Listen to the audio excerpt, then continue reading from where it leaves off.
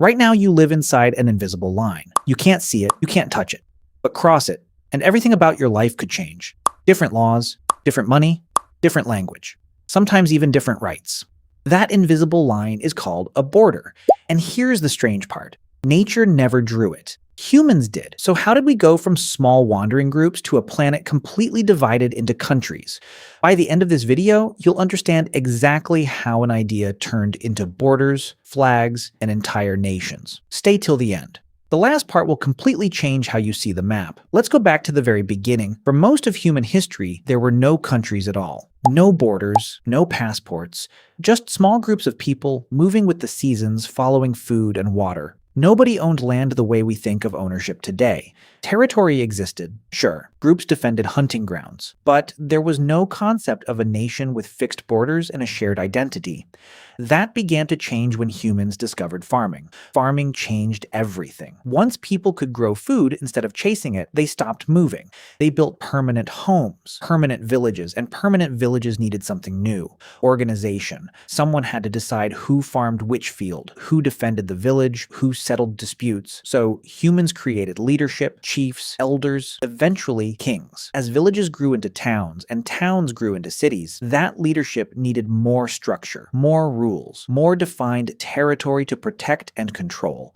This is where the first real borders began to form. Not lines on a map yet, but rivers, mountains, natural barriers that separated one group's land from another. Here's something fascinating. Early humans didn't need to draw a border. Nature had already drawn most of them. A river marked where one tribe's territory ended. A mountain range marked where danger or a rival group began. These natural boundaries slowly became cultural boundaries too.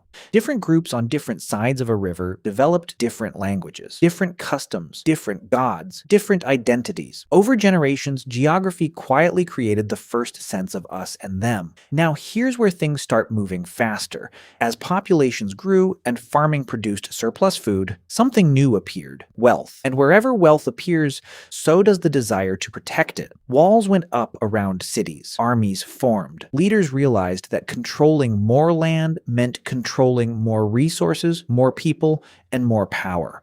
This is the moment territory turned into ambition. Early kingdoms began expanding, not just defending their land, but actively conquering neighboring territory. Every successful conquest redrew the map a little more, but conquest alone doesn't create a country, it creates an empire.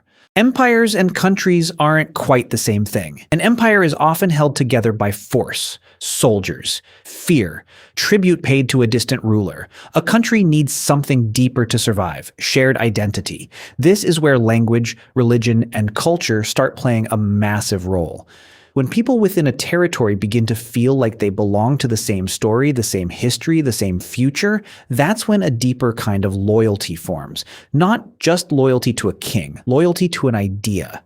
The idea of belonging to something bigger than yourself. Historians often point to a turning point centuries ago in Europe when a series of devastating wars finally ended with a new agreement between rulers. That agreement introduced a radical idea. Each ruler would have complete control within their own defined territory, and other rulers would have no right to interfere. This idea, sovereignty, quietly became one of the most powerful concepts in human history. For the first time, a ruler's power was tied directly to a specific, mapped territory, not just to how many soldiers they commanded. This idea spread, slowly at first, then rapidly, as explorers, traders, and colonizers carried the concept of fixed, sovereign borders to every corner of the globe.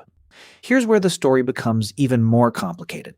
Many modern borders weren't drawn by the people living inside them at all. They were drawn by distant powers. Colonial rulers, sitting in offices thousands of miles away, drew straight lines across maps. Lines that ignored rivers, ignored mountains, ignored the ethnic groups, languages, and cultures already living there for centuries. Entire nations were created on paper, sometimes in a single afternoon, by people who had never even visited the land they were dividing. This is part of why so many modern conflicts trace back to a border that never made sense in the first place. A line that split a shared culture in two, or forced rival groups to share a single, unwanted identity. But here's the twist most people don't expect. Even the borders that do make sense aren't permanent facts of nature. They're agreements, ideas that enough people and enough governments agree to respect. And ideas can change. Countries split, countries merge, new nations form almost every single decade, some peacefully, some through devastating conflict. A border you see on a map today didn't exist a few hundred years ago, and there's no guarantee it will exist a few hundred years from now. Here's the powerful part. A country isn't really a physical thing, it's a shared belief. Millions of strangers who will never meet each other agreeing to imagine the same lines, the same flag, and the same story as real. That agreement is incredibly powerful. Powerful enough to build laws, armies, economies, entire ways of life. But it's still, at its core, an idea humans created together, not something nature handed us. So the next time you look at a map, remember this. Those lines aren't drawn by mountains or rivers alone. They're drawn by history, war, a culture, and above all, millions of people quietly agreeing to believe in the same invisible line.